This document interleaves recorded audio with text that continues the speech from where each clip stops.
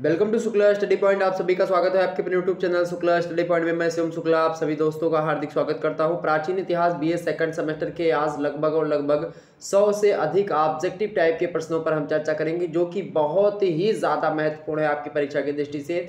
और आपका जैसे सिद्धार्थ यूनिवर्सिटी का कल ही पेपर है, उसके लिए तो एक प्रकार से रामबाण का कार्य करेगा। इससे पहले अब यहाँ पर आपको दिखाई पड़ रहा होगा, देखिएगा 2 दिखाई। अच्छा, सिद्धार्थ यूनिवर्सिटी के लिए तो रामबाण है ही, बाकी जिन परीक्षाओं में ऑब्जेक्टिव टाइप की परीक्षा होती है उसके लिए यह एक प्रकार से रामबाण का ही कार्य करेगा। बहुत ही महत्वपूर्ण लेक्चर है, ये 2 लेक्चर जरूर देख लीजिएगा, बहुत ही ज़्यादा महत्वपूर्ण है। एक देखा, अगर एक नहीं देखा तो दूसरा एक प्रकार से आप समझिए अधूरा आपने देखा, आधा ही आपका तैयार होगा। पूरा देखने का मतलब 2 वीडियो में हमने पूरे के पूरे सिलेबस के जो चैप्टर्स हैं उन सभी से अच्छे अच्छे प्रश्नों को छांट करके आपके समक्ष रखा है। देखिए, इससे पहले जो 1 वाला है वहाँ पर 1 ऐसे लिखा हुआ मिलेगा, जहाँ पर यहाँ पर 2 दिखाई पड़ रहा है वहाँ पर 1 लिखा हुआ मिलेगा। तो उस 1 में हमने शुरुआत के लगभग 8 चैप्टर से बनने वाले प्रश्नों को विस्तार से हमने समझा दिया है।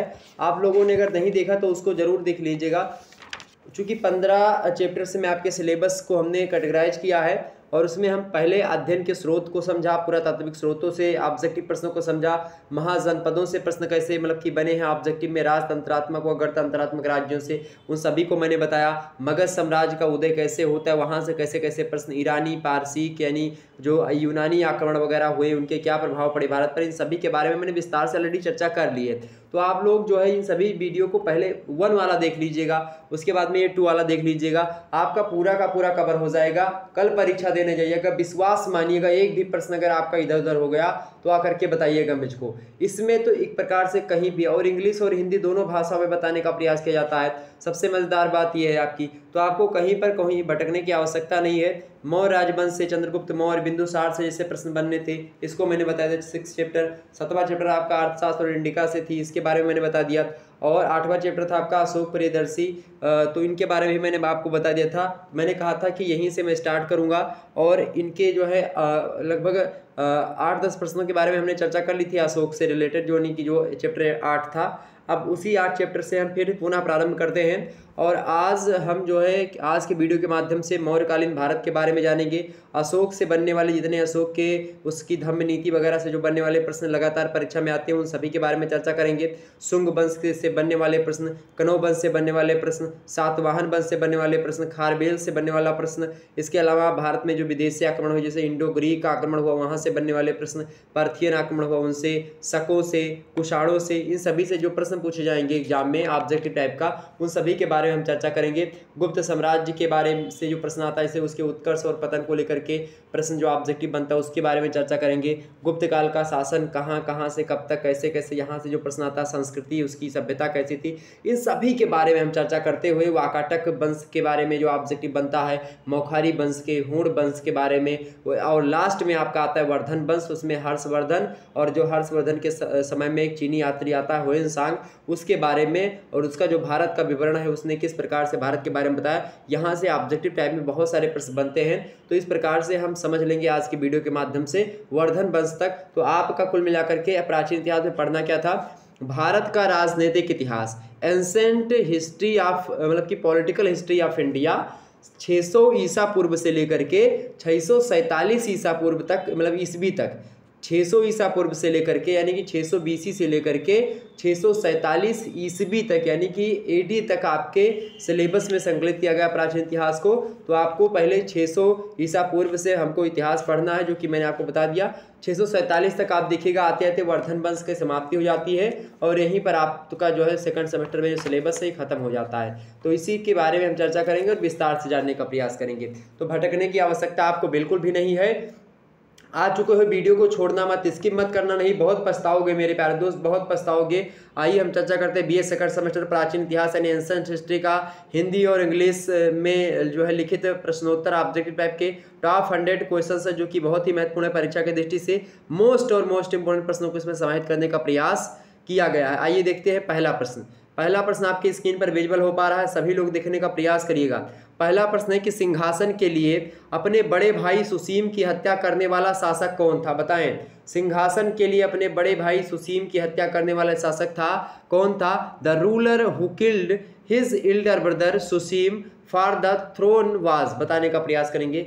फटाफट से बताने का प्रयास करिएगा। कौन था? सीमुख था, अजातशत्रु था, या अशोका था, या फिर कुणाल था? बताएं। तो ये मैंने कहा था कि अशोक प्रियदर्शी के बारे में हम चर्चा करेंगे। अशोक समझ रहे हैं ना? अशोक के ही शासनकाल में तृतीय बौद्ध संगीति का आयोजन होता है पाटलिपुत्र में। ओके, ये भी बात ध्यान रखिएगा। ये क्लियर हो गई बातें। और इसी संगीति की अध्यक्षता किसने करी थी? मोग्गालीपुत्र तिस ने इसकी अध्यक्षता करी थी। ये सब बातें ध्यान रखिएगा, एग्जाम में पूछा आता है। आपसे पूछेगा कि जो है अशोक के 13वें शिलालेख में किसका उल्लेख है, या फिर कलिंग विजय का उल्लेख अशोक के किस स्तंभ में मिलता है? तो अशोक का जो 13वां स्तंभ है उसी में मिलता है। तो सिंहासन के लिए अपने बड़े भाई सुसीम की हत्या करने वाला जो शासक है भैया, वो कौन है? वो यही है अशोक। ओके, अशोक देव नाम प्रियदर्शी इसका कई नाम है। 273 ईस्वी में जो है शासन पे 273 ईसा पूर्व में शासन पर आता है, और 236 ईसा पूर्व तक शासन करता है कौन? अशोका। ओके, अगला प्रश्न देखिएगा। अगला प्रश्न आपकी स्क्रीन पर आ चुका। तो ये प्रश्न बहुत ही महत्वपूर्ण है। वीडियो को फटाफट से लाइक कर दो। इतनी मेहनत करने के बाद में सारे के सारे प्रश्नों को इकट्ठा किया जाता है। आप लोग वीडियो को लाइक करके चैनल को सब्सक्राइब कर दीजिए मेरे भाई, और शेयर कर दीजिए सभी दोस्तों के पास। इससे पहले वाला वीडियो एक देख लीजिएगा, और एक इससे पहले 40 मिनट का मॉडल पेपर ऑब्जेक्टिव का और अवेलेबल है, उसको देख लीजिएगा। महासंग्राम वीडियो 2 अवेलेबल है, 2 पार्ट में हमने दिया है रिवीजन क्लास के तौर पर, उसको भी देख लीजिएगा अगर समय मिलेगा तो। बाकी अगर समय नहीं मिलता तो ये फर्स्ट और सेकंड वाला पार्ट जरूर देख लीजिएगा, और एक 40 मिनट वाला और वीडियो उसको देख लीजिएगा। अगर देख लिया हो तो अच्छी बात है, नहीं देखा तो देख लेना। अगर उतना भी समय नहीं मिल पा रहा तो ये दोनों वीडियो तो अवश्य देख लीजिएगा। ओके, चले अगला प्रश्न। निम्नलिखित में से कौन अशोक का उत्तराधिकारी था? बताएं। Who among the following was the जो है सक्सेसर ऑफ अशोका? बताएं। बिंदुसार था, या फिर एक प्रकार से बताएं दशरथ था, या कुणाल थे, या फिर इनमें से कोई नहीं? अशोक का निम्नलिखित में से अशोक का उत्तराधिकारी कौन था भाई? अशोक के उत्तराधिकारी कौन थे? कुणाल थे। ऑप्शन नंबर इसका सी करेक्ट होगा। सा option is right answer. Okay, अगला प्रश्न देखिएगा। अगला प्रश्न आपके समक्ष आ चुका है। अगला प्रश्न देखिएगा। सहिष्णुता, उदारता एवं करुणा के त्रिगुणात्मक आधार पर राजवंश की स्थापना किसने करी थी? फटाफट से बताने का प्रयास करेंगे।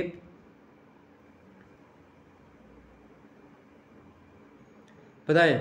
सहिष्णुता, उदारता और करुणा के त्रिगुणात्मक आधार पर राजवंश की स्थापना किसने करी थी? अंग्रेजी में लिखा हुआ है who founded the dynasty on the three जो है फोल्ड बेसिस ऑफ टॉलरेंस, इसके अलावा जो है जनरोसिटी, इसके अलावा जो है आप जो है कंपैशन। ओके, कंपैशन बताने का प्रयास करेंगे। तो इसके आधार पर किसने किया था? चंद्रगुप्त मौर्य, कुणाल, या बृहद्रथ, या अशोका? बताने का प्रयास करेंगे। किसने किया था? तो भाई सहिष्णुता, उदारता और करुणा के त्रिगुणात्मक आधार पर राजवंश की स्थापना जो की थी वो उसका नाम है क्या? उसका नाम है मेरे प्यारे दोस्तों Ashoka. Okay, A C option is right answer, Ashoka. बिल्कुल करेक्ट आंसर आप सभी के आ रहे हैं, बहुत बढ़िया। अगला प्रश्न देखिएगा। अशोक के अभिलेखों में प्रयुक्त भाषा है? बताएं। The language use in the inscription of Ashoka is? बताएं। पाली, प्राकृत, संस्कृत, या इनमें से कोई नहीं? बताने का प्रयास करेंगे। अशोक के अभिलेखों में किस भाषा, मतलब कि अशोक के अभिलेख किस भाषा में लिखे गए? प्राकृत में, पाली में, या संस्कृत में? वैसे सबसे प्राचीन भाषा कौन सी? संस्कृत। भाषा सुमुख्या मधुरा दिव्या गीर्वाण भारती तस्या ही मधुरम काव्यम तस्मादेपि सुभाषितम। और इस मधुर भाषा के बाद में, संस्कृत के भाषा के बाद में आती है आपकी पाली भाषा, पाली के बाद आती है प्रकृत, प्रकृत के बाद आती है अपभ्रंश, और अपभ्रंश का ही देहाती रूप आप बताएंगे तो औहट्य होता है, और यहीं से आपकी पुरानी हिंदी की परंपरा प्रारंभ हो जाती है, और आज हिंदी आपकी जो खड़ी बोली आती है वो उसका विकास होता है, और हिंदी इस रूप में हमारे समक्ष आती है। इस प्रकार से भाषाओं का क्रम था। वैसे अशोक के जो अभिलेख है इनमें अगर बात की जाए तो प्राकृत भाषा में आप देखिएगा इनके अभिलेख में अधिक मात्रा में प्रयुक्त हुए प्राकृत भाषा। ऑप्शन नंबर इसका भी करेक्ट होगा। आगे देखते हैं अगला प्रश्न। निम्नलिखित में से प्रश्न आपके समक्ष क्या है? प्रश्न आपके समक्ष क्या है भाई? प्रश्न है कि निम्नलिखित में से कौन सा क्षेत्र अशोक के साम्राज्य में शामिल नहीं था? Which of the following areas was not included in Ashoka's empire? बताएं। श्रीलंका, कलिंग, बिहार, या अफगानिस्तान? बताएं।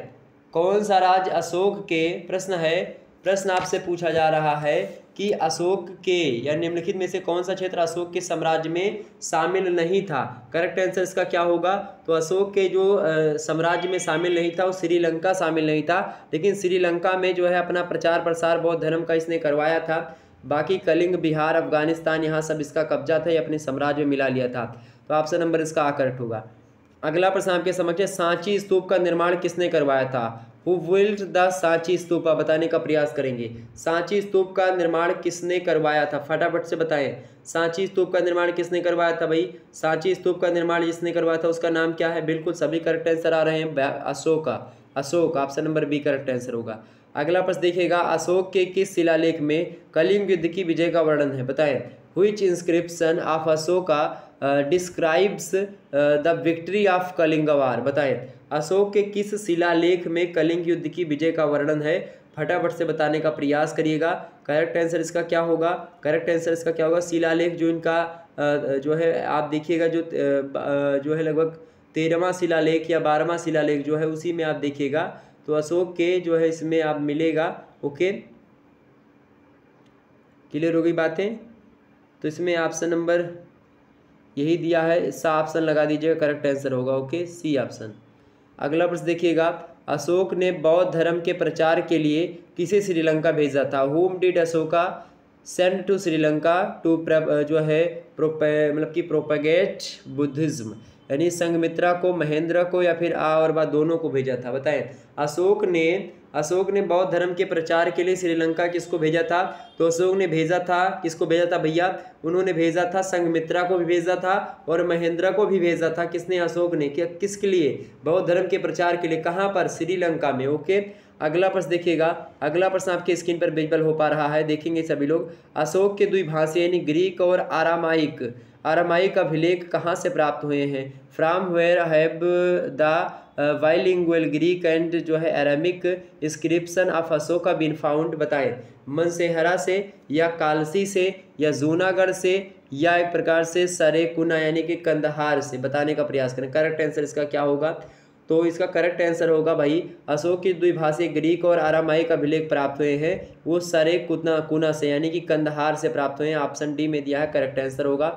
आगे बढ़ते हैं मेरे भाई और अगले प्रश्न की ओर बढ़ते हैं। अगला प्रश्न आपके समक्ष आ चुका है, देखेंगे। अगला प्रश्न आपकी स्क्रीन पर विजुअल हो पा रहा है, फटाफट से देखेंगे। मौर्य प्रशासन का स्वरूप था, फटाफट से बताने का प्रयास करेगा। अब मौर्यकालीन भारत के बारे में जो चैप्टर है आपका मौर्यकालीन भारत यानी कि मौर्यन पीरियड इंडिया, इससे जो प्रश्न बनने वाले हैं ऑब्जेक्टिव के, उसके बारे में हम चर्चा करने वाले हैं और हम जानेंगे विस्तार से हर एक प्रश्नों के बारे में। वैसे यहाँ पर आप देखिएगा मौर्यकालीन भारत की बात की जाए, यहाँ पर प्रश्न क्या है कि मौर्य प्रशासन का स्वरूप कैसा था? The nature of Mauryan administration was, फटाफट से बताने का प्रयास करेंगे। इनका एडमिनिस्ट्रेशन कैसा था? फटाफट से बताने का प्रयास करिएगा। एडमिनिस्ट्रेशन कैसा था मौर्यों का भाई? कैसा था प्रशासन इनका? कैसा था? निरंकुश था या फिर केंद्रीकृत था या विकेंद्रीकृत था जो है, या फिर एक प्रकार से यानी कि निरंकुश माने ऑटोक्रेटेड मतलब कि ऑटो जो है क्रेटिक, या फिर एक प्रकार सेंट्रलाइज्ड था या फिर डिसेंट्रलाइज्ड था, या इनमें से कोई नहीं। फटंदन ऑफ दिस, करेक्ट आंसर क्या होगा? तो मौर्य जो प्रशासन था भाई, मौर्य प्रशासन कैसा था? केंद्रीकृत था। ऑप्शन नंबर इसका बी करेक्ट होगा, केंद्रीकृत था, सेंट्रलाइज्ड था।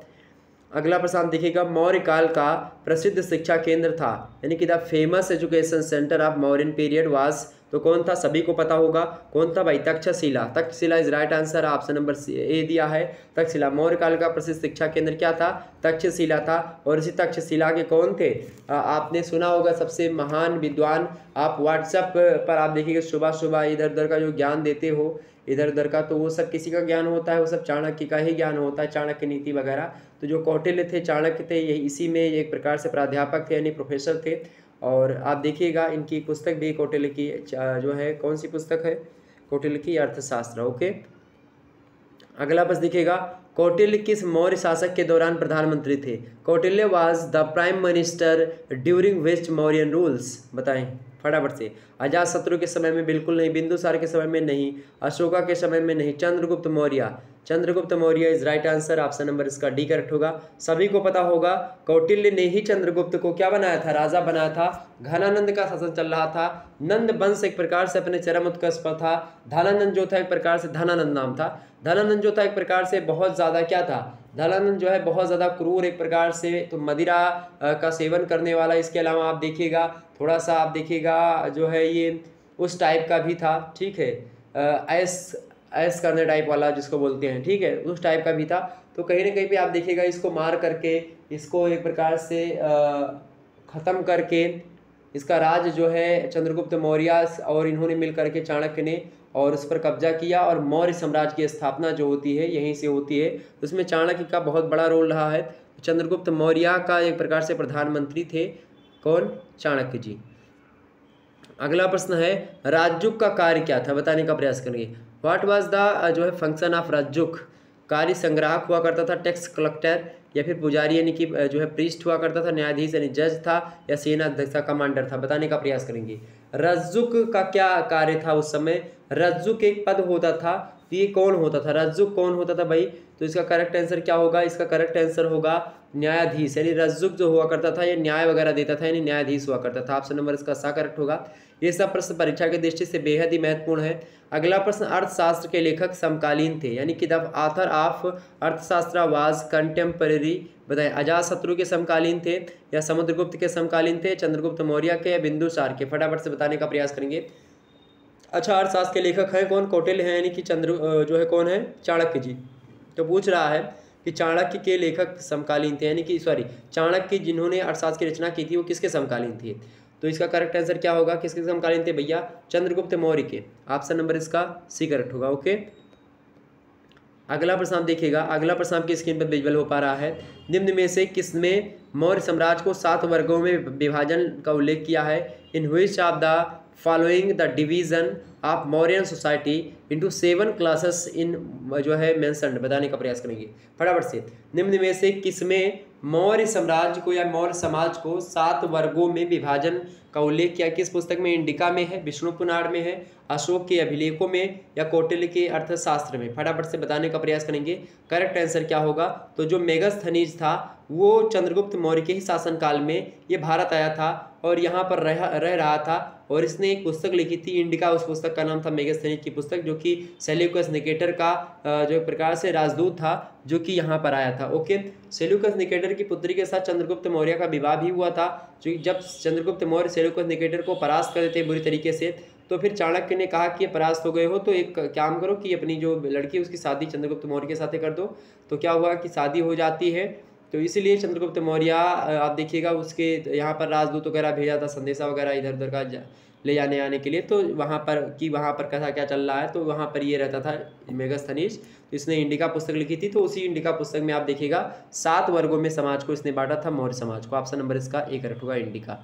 ओके, क्लियर होगा। अच्छा बताओ, सांची के स्तूप का निर्माण किसने करवाया था? सांची के स्तूप का निर्माण किसने करवाया था? अशोक ने करवाया था। ओके, अच्छा मौर्य काल में सीता से क्या अभिप्राय होता था, बताओ? एक देवी या एक धार्मिक संप्रदाय या एक बंजर भूमि या राज्य भूमि से प्राप्त आय, बताओ? तो मौर्य काल में जो सीता शब्द होता था उसका मतलब जानते हैं क्या होता था? उसका मतलब होता था राज्य की भूमि से प्राप्त जो आय होती थी, यानी income received from state land, यानी जो राज्य की जो भूमि होती थी उससे जो प्राप्त आय होती थी उसी को सीता के नाम से जाना जाता था। ये बात आप ध्यान रखिएगा।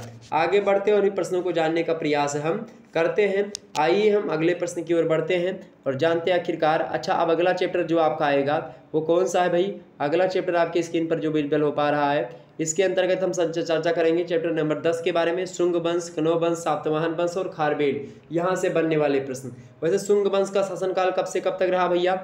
184 ईसा पूर्व से लेकर के 184 ईसा पूर्व से लेकर के आपको मैं बता दूं 72 ईसा पूर्व तक। कब तक? 72 ईसा पूर्व तक जो शासन रहा है किसका रहा है? इस पर शुंग वंश का शासन रहा है। ओके, ये बात ध्यान रखिएगा। इसके अलावा अब शुंग वंश में आप देखिएगा कौन कौन राजाएं हैं। शुंग वंश की बात की है तो इसमें आप देखिएगा पुष्यमित्र शुंग आता है। ओके, 185 ईसा पूर्व से लेकर के 149 ईसा पूर्व तक शासन रहता है पुष्यमित्र शुंग का। इसके बाद में आप देखिए पुष्यमित्र शुंग के बाद में जो शासन करता है उसका नाम क्या है? उसका नाम क्या भाई? पुष्यमित्र शुंग के बाद में कौन आता है? पुष्यमित्र शुंग के बाद में आप देखिएगा यही महान शासक है, उसके बारे में और बाकी तो उतना इंपॉर्टेंट है नहीं आपकी परीक्षा की दृष्टि से। उसके बाद में आपका आता है कण्व वंश। आप देखिए शुंग वंश के बाद में कण्व वंश जो आता है आपका, कण्व वंश आता है। और कण्व वंश का शासनकाल कब से कब तक रहा है? क्योंकि 72 ईसा पूर्व में आप देखिएगा शुंग वंश की समाप्ति हो जाती है। तो 72 ईसा पूर्व से प्रारंभ होता है आपका कण्व वंश, और ये चलता है कब से कब तक भाई? कब से कब तक चलता है? तो ये चलता है 27 ईसा पूर्व तक। ओके, 27 ईसा पूर्व तक ही चल पाता है कण्व वंश। ठीक, ये ध्यान रखिएगा। और कणव जो थे वो ब्राह्मण थे, ओके, ये बात ध्यान रखिए। शुंग वाले भी ब्राह्मण थे, ओके। इसके बाद में आपका आता सातवाहन वंश, फिर ठीक है, ये सब आज चलता रहता है। तो इस प्रकार से आगे लोग बढ़ते रहते हैं, हम चर्चा करेंगे इन सभी मुद्दों पर, लेकिन फिर भी आप लोगों को चीज़ें मैं सोचा कि वैसे आपको बताते हैं। अभी प्रश्नों में हमने इन प्रश्नों को रखा है और विस्तार से हम उन पर चर्चा करेंगे, ओके, ये बात। और शुंग वंश का संस्थापक की बात की जाए तो कौन था? पुष्यमित्र शुंग ही था, ओके, ये बात ध्यान रखिएगा। अच्छा, कणव वंश की स्थापना किसने करी थी? तो वासुदेव ने करी थी 72 ईसा पूर्व में, ओके, कणव वंश की स्थापना करी थी। क्लियर हो गई? पूछा था कि सातवाहन वंश का सबसे प्रतापी शासक कौन था? तो वो गौतमी पुत्र सातकर्णी जो था, सातकर्णी वही था। 106 ईस्वी से लेकर के 130 ईस्वी तक शासन करता है ये, ओके, बात ध्यान रखिए। सातवाहन काल में आप देखिएगा तांबे के सिक्के, कांसे के सिक्के और शीशे के सिक्के ये सब चलाए जाते थे। तो ये सब चीज़ें आप ध्यान रखिएगा। आगे हम बढ़ते हैं और प्रश्नों को जानने का प्रयास। पहला प्रश्न आपके समक्ष है, मौर्य वंश के पतन के पश्चात भारत में किस वंश की स्थापना हुई? व्हिच डायनेस्टी वाज जो है established in India after the fall जो है ऑफ मौर्यन डायनेस्टी? बताएं, मौर्य वंश के पतन के बाद या पश्चात भारत में किस वंश की स्थापना हुई? शुंग वंश की, कणव वंश की, कुषाण वंश की या फिर शक वंश की? बताने का प्रयास करेंगे फटाफट से। इसका करेक्ट आंसर होगा शुंग वंश, बिल्कुल। जब मौर्य वंश का पतन होता है उसके बाद में शुंग वंश की स्थापना होती है। पुष्यमित्र शुंग जो होता है स्थापना करता, ऑप्शन नंबर इसका ये करेक्ट होगा। अगला प्रश्न है, शुंग वंश का अंत मतलब कि जो अंतिम शासक था, मतलब कि अंत किस वंश के शासक ने किया? बताएं, शुंग वंश का अंत किस वंश के शासक ने किया था? The ruler of which dynasty ended the Shunga dynasty? Kanva वंश के शासक ने, शक वंश के, पल्लव वंश के, सातवाहन वंश के? मैंने अभी भी आपको बताया था कि जो शुंग वंश था इसके एक प्रकार से जो इसकी समाप्ति करने का जो एक प्रकार से उत्तर मतलब कि एक प्रकार से जिसको माना जाता है वो कणव वंश वाले थे। कौन थे? कणव वंश, और ये भी एक ब्राह्मण ही थे। ऑप्शन नंबर इसका एक करेक्ट होगा।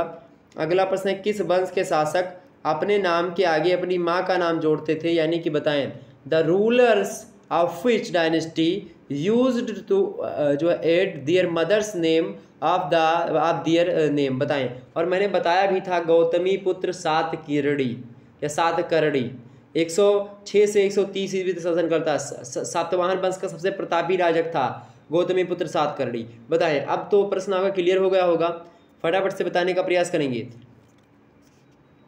तो किस वंश के शासक अपने नाम के आगे अपनी माँ का नाम जोड़ते थे? किस वंश के शासक थे भैया? तो हमने बताया था सातवाहन वंश, बिल्कुल, सातवाहन वंश इज राइट आंसर। सातवाहन वंश जो है इतिहास में, इसमें हर एक शासक जो था अपनी माँ का नाम आगे जोड़ता था, जैसे गौतमी पुत्र सातकर्णी, ओके।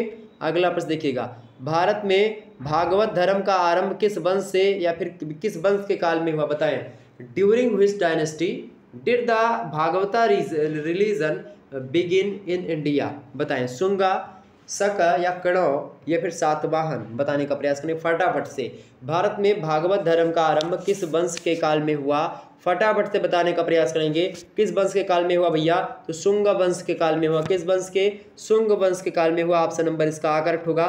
मोस्ट और मोस्ट इंपोर्टेंट प्रश्न एग्जाम पॉइंट ऑफ व्यू से। अगला प्रश्न आप देखिएगा आपकी परीक्षा में आ सकता है। अगला प्रश्न, ये वीडियो सभी यूनिवर्सिटीज़ के लिए इंपॉर्टेंट है क्योंकि सभी का सिलेबस से मैं आपको भटकने की आवश्यकता नहीं है। बड़ी से बड़ी यूनिवर्सिटी, छोटी से छोटी यूनिवर्सिटी, सभी यूनिवर्सिटी में ये प्रश्न, ये जो एक प्रकार सिलेबस के द्वारा मैंने बता रहा हूँ, सभी में आने की एक प्रकार से 100% चांसेस है। तो आप इन प्रश्नों को एक बार जरूर ध्यान से देखिएगा। सभी दोस्तों के पास शेयर कर दीजिए। वीडियो को फटाफट से लाइक करने का प्रयास करेंगे। प्रश्न है कि सेनापति शब्द का संबंध किससे है? बताएं। द वर्ड जो है सेनापति, बताएं, the word senapati is related to Pushyamitra, Agnimitra या प्रवरसेन? बताने का प्रयास करेंगे। सेनापति शब्द का संबंध निम्न में से किससे है? फटाफट से बताने का प्रयास करेंगे। तो किससे भैया? पुष्यमित्रा से है। पुष्यमित्र से है सेनापति शब्द का संबंध।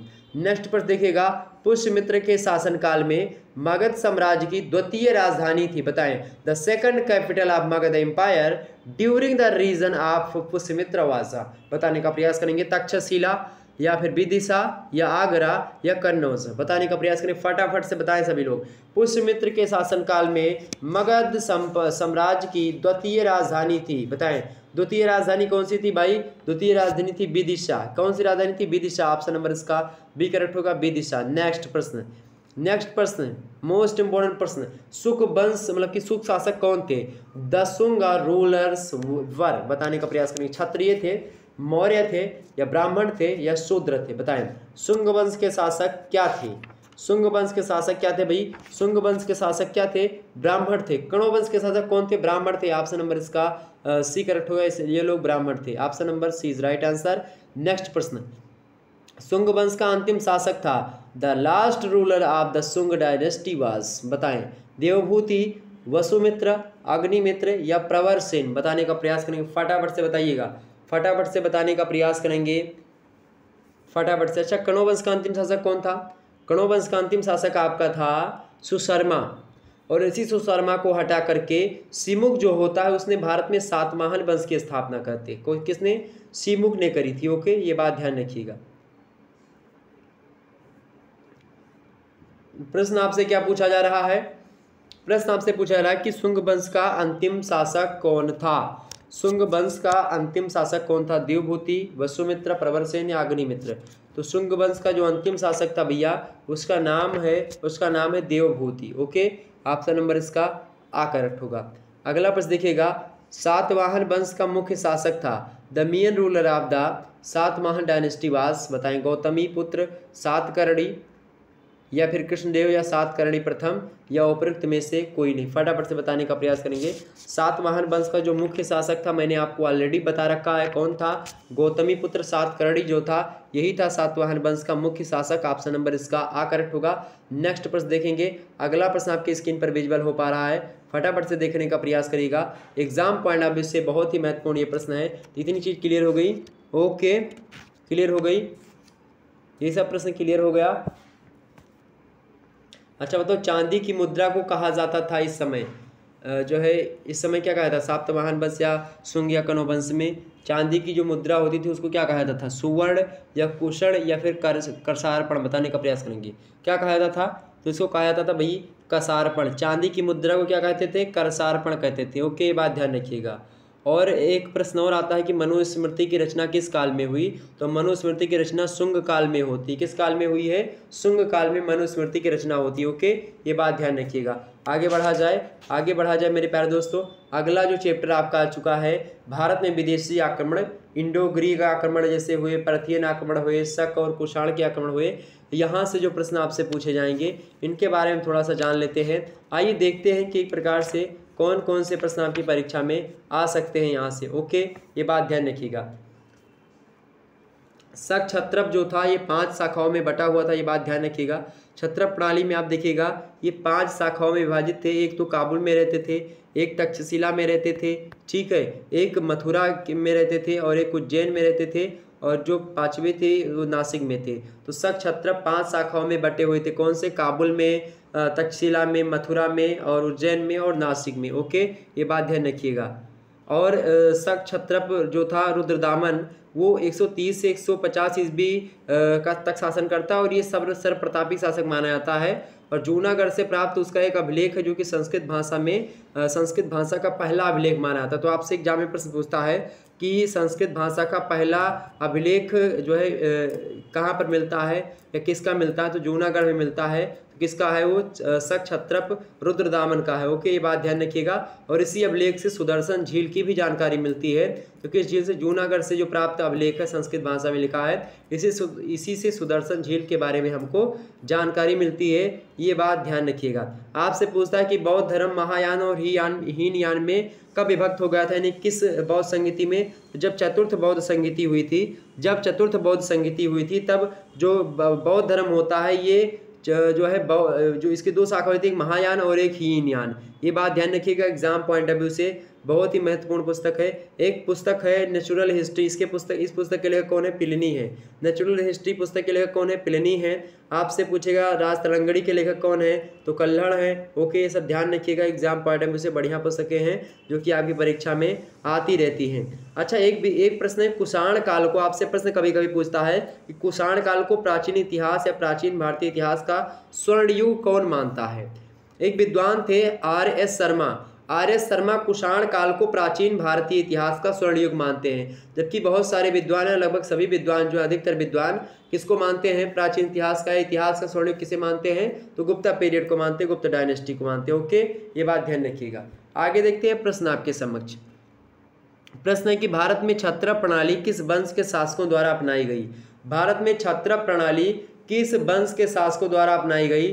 The Chhatrapa system in India was adopted by the rulers of which dynasty. Kanva वंश, शुंग वंश, शक वंश या कुषाण वंश। फटाफट से बताने का प्रयास करेंगे। करेक्ट आंसर होगा आपका ऑप्शन नंबर सी, शक वंश ने। ओके, शक वंश जो थे इन्होंने छत्रप प्रणाली को अपनाया था। ऑप्शन नंबर कौन सा, सी, शक। अगला प्रश्न देखिएगा। अगला प्रश्न आपके समक्ष है, सुदर्शन झील का पुनरुद्धार किस वंश के काल में किया गया। During which dynasty was the Sudarshan lake मतलब कि रिवाइव्ड। बताएं, शुंगा, कण्व या फिर शक या फिर सातवाहन। फटाफट से बताएं, सुदर्शन झील का पुनरुद्धार किस वंश के काल में हुआ। तो किस वंश के काल में हुआ था भैया, शकों के काल में ही हुआ था। ऑप्शन नंबर इसका डी करेक्ट होगा। अगला प्रश्न आप देखिएगा, चतुर्थ बौद्ध संगीति का आयोजन किस वंश के काल में हुआ। During which dynasty was the fourth Buddhist council organised. Shunga, Kanva, Kushan या फिर सातवाहन। फटाफट से बताएंगे। चतुर्थ बौद्ध संगीति, चतुर्थ बौद्ध संगीति जो हुई थी ये कुषाणों के शासनकाल में हुई थी। कब हुई थी चतुर्थ बौद्ध संगीति, कुषाणों के शासनकाल में हुई थी। और मैंने आपको बताया कि चतुर्थ बौद्ध संगीति के समय में बौद्ध धर्म जो था ये किस में बढ़ गया था, हीनयान और महायान, दो शाखाएं बौद्ध धर्म की हो चुकी थी, बढ़ चुका था। ओके, तो किस में हो बढ़ चुका था भाई, फटाफट से बताने का प्रयास करेंगे, फटाफट से। तो करेक्ट आंसर इसका क्या होगा, करेक्ट आंसर इसका क्या होगा, चतुर्थ बौद्ध संगीति का आयोजन किस वंश के काल में हुआ था, किस में हुआ था भाई, तो ये हुआ था आपका कुषाणों के काल में। ऑप्शन नंबर डी में दिया करेक्ट आंसर होगा। अगला प्रश्न आपके समक्ष है, गंडोफर्नीस किस वंश का शासक था, यानी the ruler of which dynasty was Gondophares. बताने का प्रयास, शक का था, पहलो का था या फिर कुषाण का था या सातवाहन वंश का था। तो गंडोफर्नीस जो था ये पहलो वंश का, गंडोफर्नीस जो था ये पहलो वंश का जो था ये शासक माना जाता है। ओके, पर्थियन। ओके, इसको आप पर्थियन वंश कहते हैं, उसी को हिंदी में पहलो वंश कहते हैं। तो पर्थियन या पहलो वंश का था कौन, गंडोफर्नीस। ऑप्शन नंबर इसका बी करेक्ट होगा।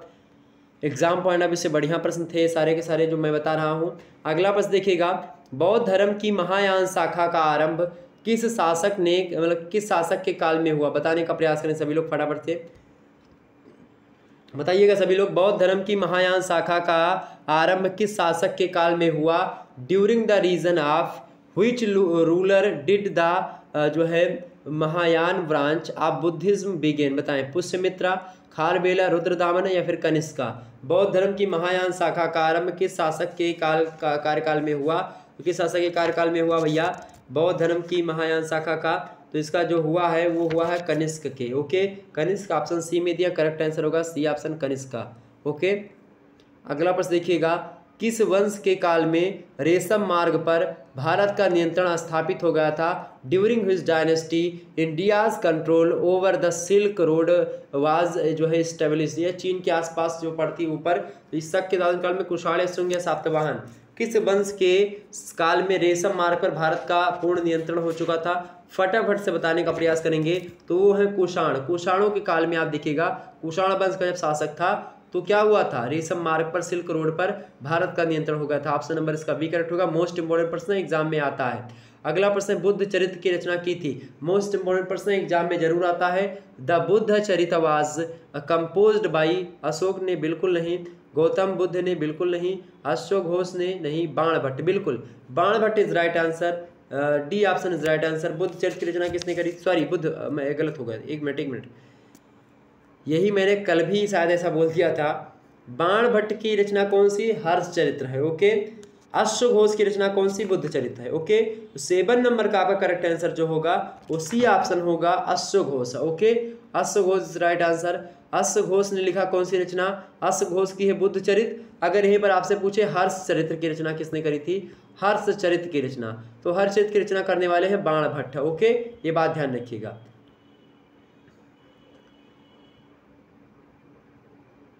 तो क्लियर हो गए सारे के सारे प्रश्न, क्लियर हो गई भाई। ओके, चला जाए।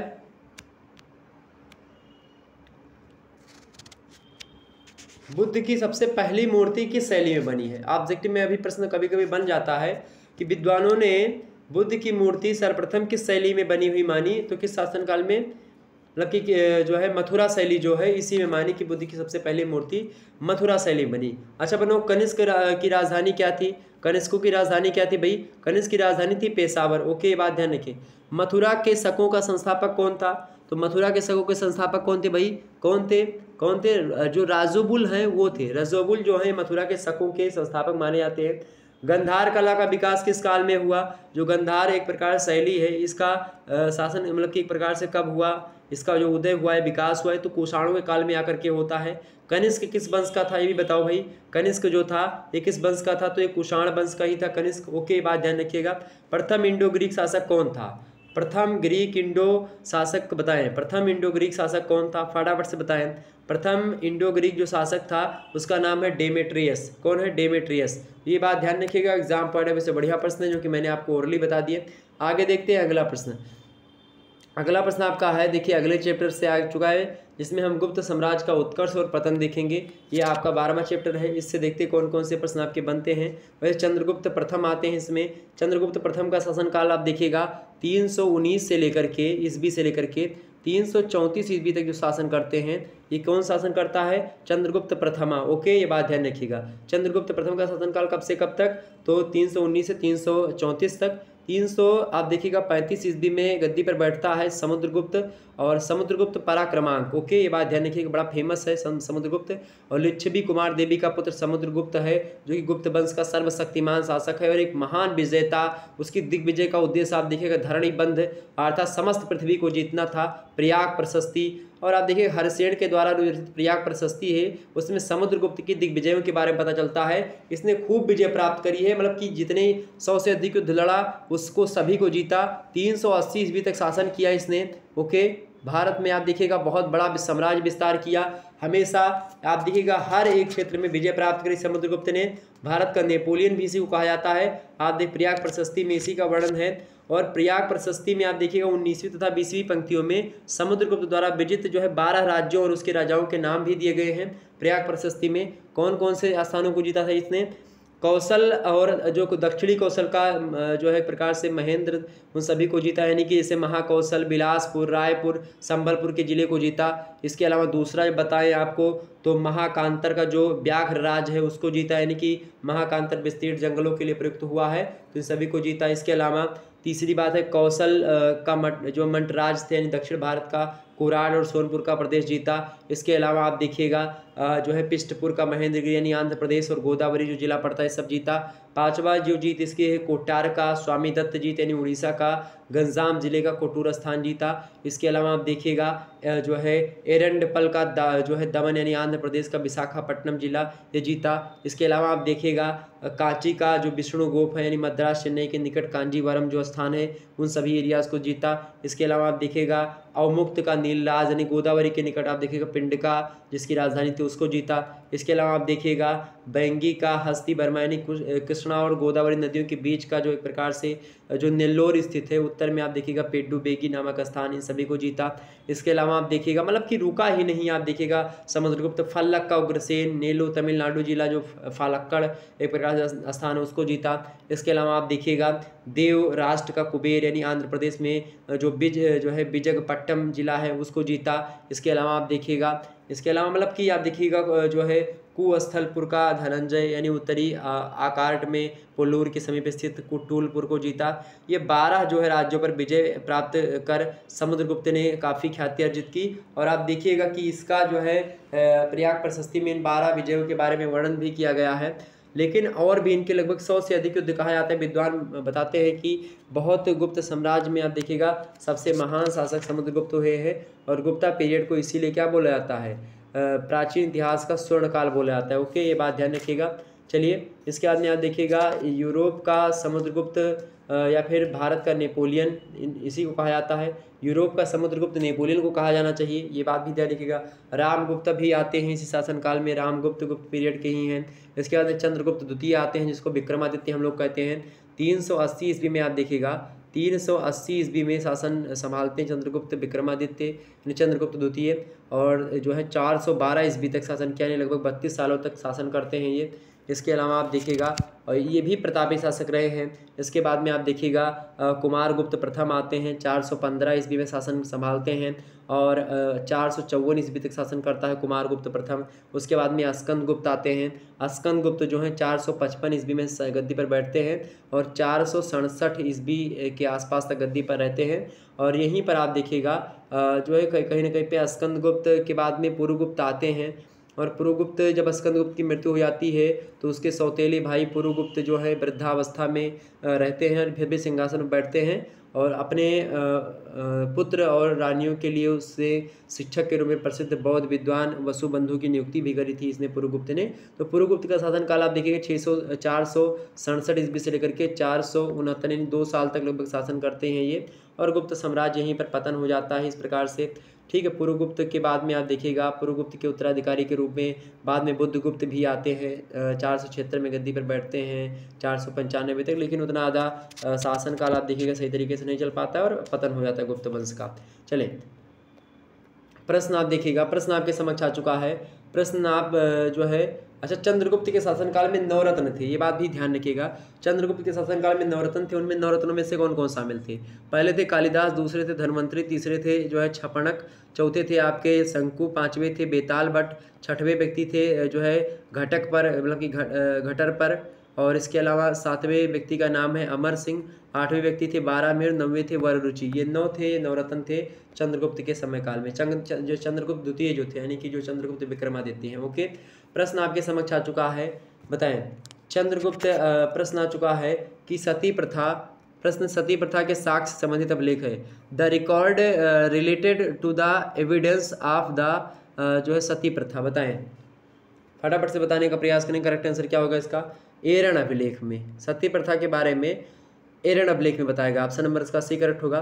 नेक्स्ट पर देखिएगा, हुड़ों का प्रथम शासक कौन था? Who was the first ruler of the Huns, बताएं। तो कौन था हुड़ों का प्रथम शासक? कौन था भैया, कौन था हुड़ों का प्रथम शासक? तोरणमल यानी कि तोरमाड़। ऑप्शन नंबर इसका ए करेक्ट होगा, ऑप्शन इज राइट आंसर। अगला प्रश्न देखिएगा, अपने बड़े भाई को मारकर किस गुप्त शासक ने सत्ता प्राप्त करी थी? Which Gupta ruler gained power by killing his elder brother, बताएं। श्रीगुप्त ने, समुद्रगुप्त ने, स्कंदगुप्त ने या चंद्रगुप्त द्वितीय ने? फटाफट से बताएं। अपने बड़े भाई को मारकर किस गुप्त शासक ने सत्ता प्राप्त की थी? फटाफट से बताएंगे तो था आपका चंद्रगुप्त द्वितीय, चंद्रगुप्त विक्रमादित्य। ऑप्शन नंबर इसका सा करेक्ट होगा। अगला प्रश्न देखिएगा, गुप्त शासकों का राज चिन्ह था द जो है रॉयल जो है emblem of the Gupta rulers was, बताएं। मयूर, कोयल या शेर या गरुड़, बताएं। गुप्त शासकों का राज चिन्ह क्या था भाई?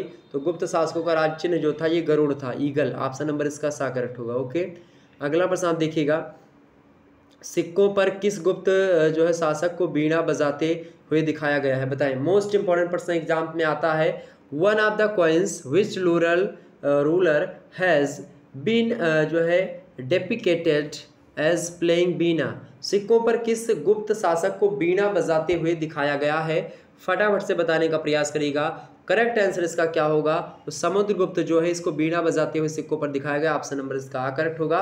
अगला प्रश्न देखिएगा, अपनी भाभी ध्रुव देवी से विवाह किस गुप्त शासक ने किया था? बताएं। किस गुप्त शासक ने अपनी भाभी से यानी अपने बड़े भाई की पत्नी से ध्रुव देवी से विवाह किया था? Which Gupta rulers married his sister in law Dhruva Devi, बताने का प्रयास करेंगे। फटाफट से बताने का प्रयास करिएगा। सिक्कों बताएं, अपनी भाभी ध्रुव देवी से विवाह किस गुप्त शासक ने किया था? किसने किया था भैया? तो चंद्रगुप्त द्वितीय ने ही किया था। ऑप्शन नंबर इसका बी करेक्ट होगा। अगला प्रश्न देखिएगा, यूरोप का समुद्रगुप्त किसे कहा जाता है? Who is called as Samudragupta हैव ऑफ एम्पायर, यूरोप का समुद्रगुप्त, यूरोप का समुद्रगुप्त जो कहा जाता है भैया, यूरोप का समुद्रगुप्त जो कहा जाता है वो किसे कहा जाता है? नेपोलियन बोनापार्ट को, सॉरी नेपोलियन को कहा जाता है क्या? यूरोप का समुद्रगुप्त, नेपोलियन को। जिस प्रकार से भारत में समुद्रगुप्त जो था दुनिया यानी कि हर जगह विजय प्राप्त करी, उसी प्रकार से नेपोलियन ने विजय प्राप्त करी। लेकिन नेपोलियन हारा भी था, लेकिन जो समुद्रगुप्त और नेपोलियन की मृत्यु बड़ी बुरी तरीके से हुई थी, लेकिन समुद्रगुप्त एक प्रकार से शान से पैदा हुआ, शान से मरा, इसमें कोई लज्जा और एक प्रकार से किसी प्रकार की कोई इसकी जो है मान सम्मान पर आंच नहीं आई, लेकिन नेपोलियन पर आप देखेंगे आएगी। कुछ विद्वान कहते हैं कि जो है समुद्रगुप्त को भारत का नेपोलियन समुद्रगुप्त को कहते हैं, लेकिन उल्टा कहते हैं लोग, चूंकि नेपोलियन से पहले आए थे समुद्रगुप्त। ओके, और उससे ज़्यादा विद्वान, उनसे ज़्यादा एक प्रकार से जो है युद्ध में प्रवीण थे समुद्रगुप्त नेपोलियन से। तो ऑप्शन नंबर इसका बी करेक्ट है, नेपोलियन। चाहे आपसे एग्जाम में पूछे भारत का नेपोलियन, चाहे पूछे यूरोप का समुद्रगुप्त, तो आप क्या लगाएंगे? यूरोप का समुद्रगुप्त कौन है? नेपोलियन है। भारत का नेपोलियन कौन है? समुद्रगुप्त है। ओके, अगला प्रश्न देखिएगा, यूरोप का कालिदास किसे कहा गया है? Who has been named as the Kalidas of Europe? बताएं। दांते को, जो है इदेस्तम को, शेक्सपियर को, या फिर जोफ्रे चौसर को? यूरोप का कालिदास किससे कहा जाता है? यूरोप का कालिदास किससे कहा जाता है? फटाफट से बताने का प्रयास करिएगा। यूरोप का कालिदास किसे कहा जाता है? फटाफट से, मोस्ट इंपॉर्टेंट प्रश्न है। तो इसका करेक्ट आंसर क्या होगा? शेक्सपियर को यूरोप का कालिदास कहा जाता है। ऑप्शन नंबर इसका सी करेक्ट होगा। लोग तुलना भी उल्टा पुल्टा कर दिए हैं, जैसे कि अब अंग्रेजी में शेक्सपियर बड़े विद्वान हो गए तो उनको कहते हैं कि भारत का शेक्सपियर कालिदास को कहा जाता है। अरे यार, उल्टा काहे लिए? भारत का शेक्सपियर काहे लिए होंगे? वो उल्टा काहे लिए बोल रहे हैं इतिहासकार लोग? अब विद्वानों ने इस पर कार्य किया और विद्वानों ने इस पर रिसर्च करी, उसके बाद में विद्वानों ने बताया कि नहीं, यूरोप का कालिदास शेक्सपियर होगा। ठीक है, और कालिदास तो भाई पुराने हैं, उनसे बहुत पहले आए थे, इतने अच्छे विद्वान संस्कृत भाषा के कालिदास रहे हैं। अभिज्ञान शकुंतलम जैसे महाकाव्यों की रचना, मेघदूत जैसे महाकाव्य की रचना, मतलब आप देखिएगा इनके द्वारा की गई है। तो भारत का शेक्सपियर आपसे पूछे तो कालिदास बता दीजिएगा। हो सकता है एग्जाम नन्ना उतना दिमाग लगा पाए, तो आप देखिएगा, चाहे यूरोप का कालिदास पूछे तो शेक्सपियर बताइएगा, अगर आपसे पूछेगा कि भारत का शेक्सपियर तो कालिदास ही है। ओके, ये बात ध्यान रखिएगा। अगला प्रश्न देखिएगा, अभी तक आपने किताबों में पढ़ा होगा कि भारत का जो है समुद्रगुप्त किसे का, समुद्र मतलब कि भारत का नेपोलियन किसे कहा था? तो समुद्रगुप्त लगाते थे, लेकिन मैंने प्रश्न क्या रखा कि यूरोप का समुद्रगुप्त किसे कहा जाता है? तो नेपोलियन को। उल्टा मैंने रखा, उल्टा नहीं, ये सीधा है, वास्तविक रूप से ये सीधा है, लेकिन लोग उल्टा ही कहते हैं। यूरोप का कालिदास किसे कहा जाता है भाई? शेक्सपियर को। तो आपसे एग्जाम में प्रश्न यहाँ भी बन सकता है कि भारत का शेक्सपियर किसे कहा था? तो कालिदास को। Okay, C option is right answer. अगला प्रश्न, गुप्त साम्राज्य की स्थापना की थी, बताने का प्रयास करेंगे। The Gupta empire was founded by, फटाफट से बताने का प्रयास करिएगा। गुप्ता डायनेस्टी की स्थापना, गुप्त साम्राज्य की स्थापना किसने की थी? फटाफट से बताएं। तो गुप्ता साम्राज्य की स्थापना जो की थी वो करी थी विद्वान, वो कौन है भाई?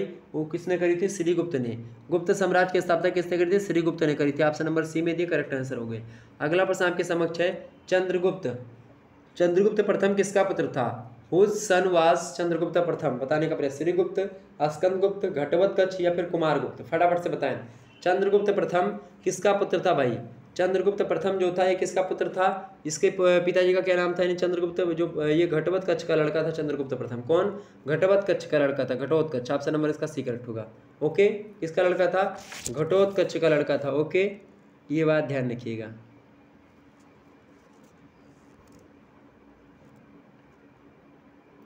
किसका लड़का था भाई? घटोत्कच का लड़का था। क्लियर हो गई बातें?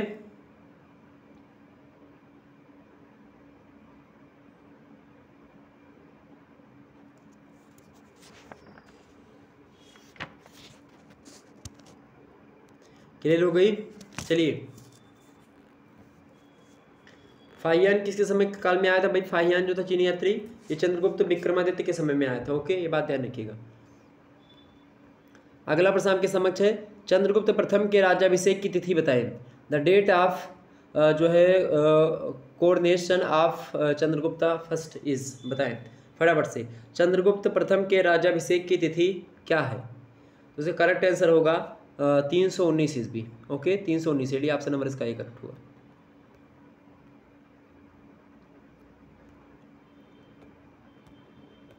अगला प्रश्न आपकी स्क्रीन पर आ चुका है कि गुप्त काल में बैंकिंग का कार्य कौन करता था? हु यूज्ड टू द या फिर to do banking work during the Gupta period? लखपति क्या करते थे, या पूंजीपति, या एक प्रकार से रण भंडारिक, या श्रेणियाँ करी करती थी? बताने का प्रयास करेंगे। तो जो है फटाफट से बताएं, सभी लोग बताएं। अब ये अगला चैप्टर आप कर चुका है, गुप्त काल का शासन, संस्कृति उसकी कैसी थी, सभ्यता कैसी थी, उसके बारे में प्रश्न आपसे बनेगा। तो प्रश्न क्या है आपसे, गुप्त काल में बैंकिंग का कार्य कौन करता था? बताएं सभी लोग। गुप्त काल में बैंकिंग का कार्य कौन करता था? फटाफट से बताने का प्रयास करिएगा। बैंकिंग का कार्य कौन करता था गुप्त पीरियड में?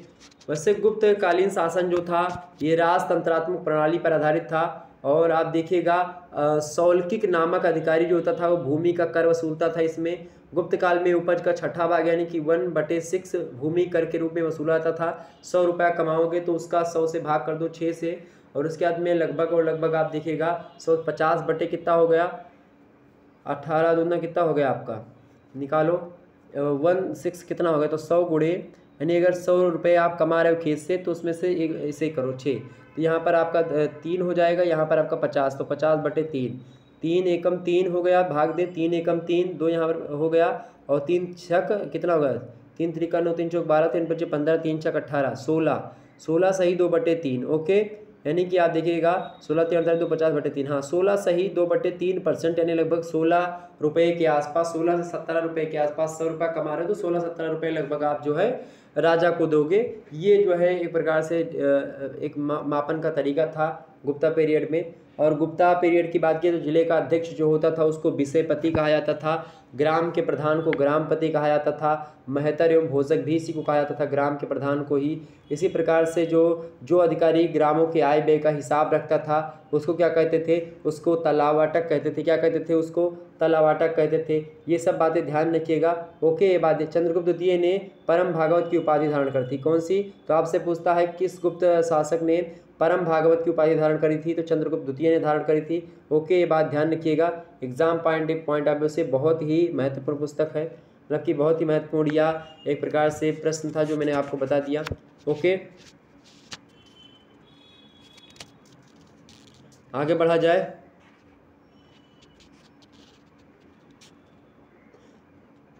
अगला प्रश्न देखिएगा, चलिए प्रश्न आपके समक्ष आ चुका है। प्रश्न आपके समक्ष है, गुप्त काल में बैंकिंग का कार्य कौन करता था, बताएं सभी लोग। तो कौन करता था बैंकिंग का कार्य भैया, कौन करता था, जो श्रेणियां हुआ करती थी वो करती थी। आपसे नंबर इसका डी करेक्ट होगा।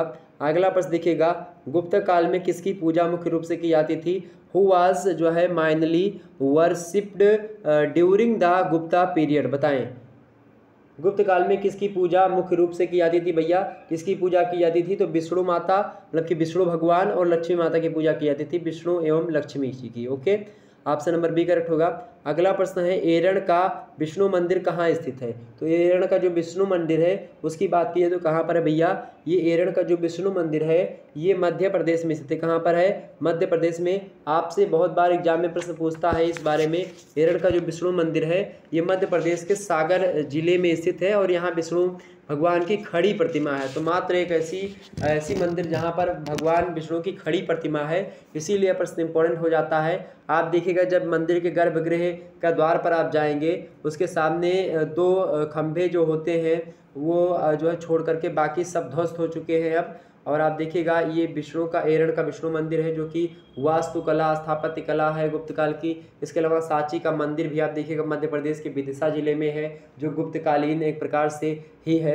इसके अलावा तिगवा का विष्णु मंदिर है, जबलपुर मध्य प्रदेश में स्थित है। इसके अलावा आप देखिएगा मध्य प्रदेश में ही उसका जो पन्ना जिला है अजयगढ़ के पास स्थित है। नचना कुठार का पार्वती मंदिर यहीं पर स्थित है। भूमरा शिव का मंदिर मध्य प्रदेश के सतना जिले में स्थित है। देवगढ़ का दशावतार मंदिर है, दशावतार मंदिर, ये उत्तर प्रदेश के ललितपुर में है। कहाँ पर है, उत्तर प्रदेश के ललितपुर में है।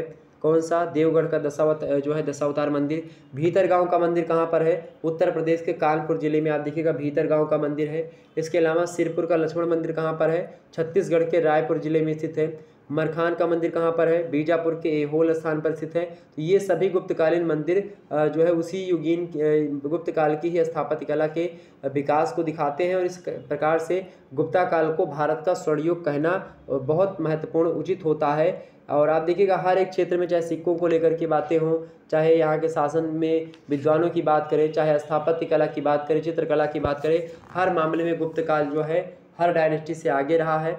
तो देखेंगे अगला प्रश्न आपके समक्ष, दशावतार मंदिर स्थित है जो कि गुप्त काल में निर्मित किया गया था। The Dashavatar temple which was built in the Gupta period is situated in, बताएं कहाँ पर स्थित है भाई, फटाफट से बताने का प्रयास करें। दशावतार मंदिर जो है करेक्ट आंसर इसका क्या होगा, ये देवगढ़ में स्थित है। कहाँ पर स्थित है, देवगढ़ में स्थित है। ऑप्शन नंबर इसका आ करेक्ट होगा। ओके, देवगढ़ में स्थित है ये मंदिर, जो अभी भी मैंने बताया आपको ना, ये सभी तो जो देवगढ़ है ना वहीं पर स्थित है। देवगढ़ का दशावतार मंदिर उत्तर प्रदेश राज्य में पड़ता है। एक जिला ललितपुर जिला जो है वहीं पर आप देखिएगा तो ये मंदिर पड़ेगा, दशावतार मंदिर। अगला प्रश्न आप देखिएगा, नचना कुठार का पार्वती मंदिर मध्य प्रदेश के किस जिले में स्थित है? इन विच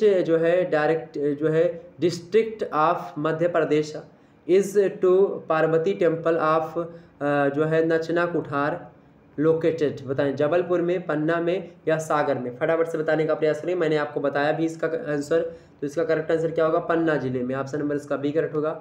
एमपी में ही है पन्ना जिला। अगला प्रश्न देखिएगा, भूमरा का शिव मंदिर कहाँ स्थित है? Where is the Shiva temple of Bhumara located? बताएं, भूमरा का शिव मंदिर कहाँ स्थित है भाई? तो भूमरा का शिव मंदिर जो है ये सतना जिले में स्थित है। ऑप्शन नंबर इसका आ करेक्ट होगा। नेक्स्ट पर देखिएगा, बाघ की गुफाएं कहाँ स्थित हैं? वेयर आर बाघ जो है केप्स लोकेटेड? बताएं, ग्वालियर में, ललितपुर में, कानपुर में या फिर इटावा में? तो बाघ की जो गुफाएं हैं ये बात की जाए तो ये कहाँ पर स्थित है? ये ग्वालियर में स्थित है। ऑप्शन नंबर इसका ए करेक्ट होगा, ग्वालियर में। नेक्स्ट पर देखिएगा, गुप्ता साम्राज्य का स्वरूप था? The nature of the Gupta empire was गणतंत्रात्मक, राजतंत्रात्मक या लोकतंत्रात्मक? मैंने आपको बताया तो गुप्ता डायनेस्टी जो है इसका जो एक प्रकार से वो था, वो कैसा था? ये राजतंत्रात्मक था, राजतंत्रात्मक व्यवस्था थी। ऑप्शन नंबर इसका बा करेक्ट होगा। तो इस प्रकार से आप लोगों ने समझा। अच्छा बताओ, गुप्त काल का सबसे महान कवि और नाटककार किसे माना जाता है? तो कौन थे भाई? गुप्त काल के सबसे महान कवि और नाटककार के रूप में हमारे समक्ष कौन आते हैं? कालिदास। अभिज्ञान शकुंतलम इनकी रचना बड़ी फेमस है। ओके, बात ध्यान। गुप्त काल में दंड प्रणाली कैसी थी भाई? गुप्त काल की जो दंड प्रणाली की थी उसके बारे में अगर बात की जाए तो इसकी दंड प्रणाली जो थी वो बहुत ही ईजी थी, सरल थी। गुप्त काल में भुक्ति किसे कहा जाता था? ये बताओ, गुप्त काल में भुक्ति कहा जाता था किसको भाई? नगर को या प्रांत को, ग्राम को या सेना को? भुक्ति किसे कहा जाता था गुप्त काल में? आप देखिएगा, भुक्ति कहा जाता था किसको भाई? गुप्त काल में भुक्ति कहा जाता था, किसको कहा जाता था? किसको कहा जाता था भैया? प्रांत को भुक्ति कहा जाता था। ओके, ये बात ध्यान रखिएगा। सेना के सर्वोच्च अधिकारी को गुप्ता पीरियड में क्या कहा जाता था? सेना के सर्वोच्च अधिकारी को क्या कहा जाता था भाई? बताओ, सेना के सर्वोच्च अधिकारी को क्या कहते थे? तो उसको सम्राट कहते थे। क्या कहते थे? किंग कहते थे, सम्राट। ओके, इस प्रकार से आप लोगों ने गुप्त के शासन काल के बारे में तमाम प्रकार के प्रश्न जो बनने थे मैंने आपको विस्तार से समझा दिए। नेक्स्ट प्रश्न आपके समक्ष आ चुके हैं, स्क्रीन पर विजुअल हो पा रहे होंगे। अगला आपका चैप्टर है 14वां नंबर चैप्टर है वाकाटक, मौखारी और हुर आक्रमण से वाकाटक वंश के बारे में हम चर्चा करेंगे। ओके, सातवाहन वंश का जब पतन होता है लगभग 275 ईस्वी के आसपास इस वंश की स्थापना होती है। वाकाटक वंश की बिंद शक्ति नाम का एक शासक था, उसने इसकी स्थापना करी और इसके शिलालेखों में वंश केतु कहा गया है, आप देखिएगा। और बिंद शक्ति ने कोई भी उपाधि धारण नहीं की। इसका उत्तराधिकारी प्रवरसेन प्रथम हुआ और उसने सम्राट की उपाधि धारण करी। प्रवरसेन प्रथम की अगर बात की जाए तो 275 ईस्वी से लेकर के 335 तक शासन करता है प्रवरसेन प्रथम, ये बात ध्यान रखिएगा। आप देखिएगा बाद में रुद्रसेन प्रथम आता है। प्रवरसेन की मृत्यु के बाद में इसकी शासनकाल की बात की जाए तो 335 से 360 ईस्वी के आसपास शासन करता है। पृथ्वीसेन आता है, उसके बाद में आप देखिएगा पृथ्वीसेन के बाद में जो है रुद्रसेन द्वितीय आता है, उसके बाद में प्रवरसेन द्वितीय, फिर नरेंद्र सेन, फिर पृथ्वीसेन द्वितीय, ये सब आते हैं। और आप देखिएगा जो है पृथ्वीसेन द्वितीय 460 ईस्वी से लेकर के 480 ईस्वी तक राज करते हैं और यह प्रधान शाखा का अंतिम शासक माना जाता है। ओके, ये बात ध्यान रखिएगा। उसके बाद में थोड़ी सी इसी में वसीम शाखा भी निकल करके आती है, लेकिन उतना ज़्यादा इंपॉर्टेंट नहीं है, फिर भी हम समझेंगे। उसके बाद में मौखारी वंश आप देखिएगा, तो इन सभी के बारे में आने वाले फिर परिवर्ती कुछ गुप्त वंश हुए हैं, उन सभी के बारे में चर्चा करेंगे। हुण वंश इसी में आता है, हुणों के बारे में हम चर्चा करेंगे। मध्य एशिया की निर्वंश और क्रूर जाति थी हुण, इसके बारे में हम चर्चा करेंगे। आइए हम देखते हैं। तो वाकाटक वंश जो था ये गुप्तों का समकालीन ही था। ओके, और बिंद शक्ति जो था वाकाटक वंश का प्रथम शासक और एक प्रकार से उसका क्या था? फाउंडर था। ओके, ये बात भी ध्यान रखिएगा। आगे बढ़ते हैं और हम समझने का प्रयास करते हैं। प्रश्न आपके समक्ष क्या है? प्रश्न आपके समक्ष है, फटाफट से बताने का प्रयास करेंगे। प्रश्न आपके स्क्रीन पर है कि वाकाटक वंश का संस्थापक कौन था? बताएं, वाकाटक वंश का संस्थापक कौन था? Who was the founder of Vakataka dynasty? बताएं, सभी लोग बताने का प्रयास करेंगे। तो बिंद शक्ति यही था। ऑप्शन नंबर इसका ये करेक्ट होगा। अगला प्रश्न आप देखिएगा, अगला प्रश्न आपकी स्क्रीन पर आ चुका है। वाकाटक वंश का वास्तविक संस्थापक कौन था? Who was the real founder of Vakataka dynasty? Bind Shakti, Rudrasen या प्रवरसेन? फटाफट से बताएं। तो वाकाटक वंश का जो वास्तविक संस्थापक के रूप में जाना जाता है उसका नाम है प्रवरसेन। ऑप्शन नंबर इसका सा करेक्ट होगा। अगला प्रश्न आप देखिएगा, प्रवरसेन ने कितने अश्वमेध यज्ञ का आयोजन किया था? हाउ मेनी अश्वमेधा यज्ञ वर ऑर्गेनाइज्ड बाई प्रवरसेन? बताएं। तो इसने जो है प्रवरसेन ने लगभग और लगभग आपकी बात की जाए अगर लगभग और लगभग इसने 4 अश्वमेध यज्ञ का आयोजन किया था? 4। ऑप्शन नंबर इसका बी करेक्ट होगा। अगला प्रश्न देखिएगा, रुद्रसेन द्वितीय के पश्चात वाकाटक वंश की बागडोर किसने संभाली थी? फटाफट से बताएं एक बार, सभी लोग सोचने का प्रयास करिएगा। हु टूक ओवर द रीज मतलब कि जो है reins of the Vakataka dynasty after Rudrasen द्वितीय? बताएं, तारावती, लीलावती या पद्मावती या प्रभावती? रुद्रसेन द्वितीय के पश्चात वाकाटक वंश की बागडोर किसने संभाली? तो इसका करेक्ट आंसर क्या होगा? इसका करेक्ट आंसर होगा ऑप्शन नंबर डी, प्रभावती ने संभाला था कुछ दिनों के लिए। ऑप्शन नंबर इसका डी करेक्ट होगा। अगला प्रश्न आपके समक्ष, सेतुबंध नामक कृति की रचना किसने की है? हु कंपोज्ड द जो है वर्क कॉल्ड सेतुबंध? बताएं, प्रवरसेन द्वितीय ने, प्रवरसेन प्रथम ने, रुद्रसेन ने या फिर एक प्रकार से इनमें से कोई ने? फटाफट से बताने का प्रयास करेंगे। सेतुबंध नामक कृति की रचना जो करी थी, सेतुबंध कृति की रचना करने वाले विद्वान का नाम है इनमें से कौन से व्यक्ति थे भाई? उनका नाम है प्रवरसेन द्वितीय, प्रवरसेन द्वितीय। ऑप्शन नंबर इसका आ करेक्ट होगा। अगला प्रश्न देखिएगा, एरन अभिलेख का संबंध किस शासक से था? जो है Eran inscription is related to which ruler? बताएं, एरन अभिलेख का जो संबंध है वो बताने का अगर मैं प्रयास करूं, किससे है भाई? किससे है? भानुगुप्त से। एरन अभिलेख का जो शासक मतलब कि का संबंध किस शासक से है? भानुगुप्त से। किससे है? किससे भाई? भानुगुप्त से। ऑप्शन नंबर इसका बी करेक्ट होगा। अगला प्रश्न देखिएगा, मौखारी वंश का प्रथम शासक कौन था? Who was the first ruler of Maukhari dynasty? बताने का प्रयास करेंगे। मौखारी वंश का प्रथम शासक कौन था भाई? मौखारी वंश का जो प्रथम शासक था हरिवर्मा था। कौन था? हरिवर्मा था। ऑप्शन नंबर ए में दिया है, करेक्ट आंसर होगा हरिवर्मा। एक बार सभी लोग वीडियो को लाइक और शेयर कर दीजिएगा, जितने भी लोग देख रहे हो सभी लोग वीडियो को लाइक और शेयर कर दीजिएगा, सभी दोस्तों के पास शेयर कर दीजिएगा। अगला प्रश्न है बहुत ही महत्वपूर्ण प्रश्न मैंने बताया, इससे पहले चैप्टर मतलब कि एक प्रकार से इसका पार्ट 1 जो अपलोडेड है उसको देख लीजिएगा, ये वीडियो देख लीजिएगा। 2 वीडियो आपकी बहुत ही महत्वपूर्ण है। बाकी जिनकी अभी परीक्षा लंबे है और दिनों में होने वाली है, वो एक मॉडल पेपर 40 मिनट का मैंने बनाया था, उसमें लगभग 100 से अधिक प्रश्नों पर चर्चा की गई, उसको देख लीजिएगा। और 2 वीडियो में हमारे जो है महासंग्राम नाम से है, महासंग्राम रिवीजन क्लास, उसको देख लीजिएगा। उसमें लिखित टाइप के सभी की प्रश्नों के उत्तर को बारे में बताया गया है। लगभग 1 लाइन या 2 लाइन प्रश्नों के उत्तर आते, लघुत्तर टाइप के प्रश्न हैं, उनको जरूर देख लीजिएगा। अगला प्रश्न है, हूण कहाँ रहते थे? वेयर डिड द हूण मतलब कि हूनाज लिव? बताएं, हूण कहाँ रहते थे भाई? हूण लोगों का जो निवास था मध्य एशिया था। ओके, ऑप्शन नंबर क्रूर जाती थी, सेंट्रल एशिया। ऑप्शन नंबर इसका सी करेक्ट है, C option is right answer. अगला प्रश्न देखिएगा, हूणों का प्रथम आक्रमण किसके शासनकाल में हुआ था? During whose reign did the first जो है हुनज इन्वेजन टेक प्लेस? बताएं, स्कंदगुप्त यानी चंद्रगुप्त या प्रथम, या चंद्रगुप्त द्वितीय, या श्रीगुप्त? फटाफट से बताएं, हूणों का प्रथम आक्रमण किसके शासनकाल में हुआ? तो हूणों का जो प्रथम आक्रमण हुआ था वो हुआ था मेरे प्यारे दोस्तों स्कंदगुप्त के समय में हुआ था। किसके समय काल में?